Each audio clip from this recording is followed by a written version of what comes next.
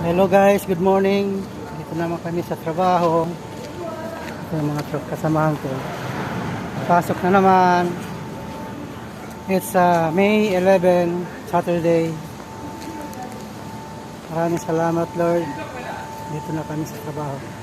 Parating lang. Hi. Maraming salamat. Shoutout sa aking mga anak, mga apo. Nanay, kumusta? Sa lahat ng aking mga kapamilya. God bless us all. Bye-bye. God bless.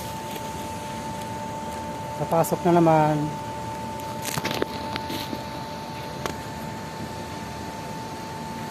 Bye-bye. God bless.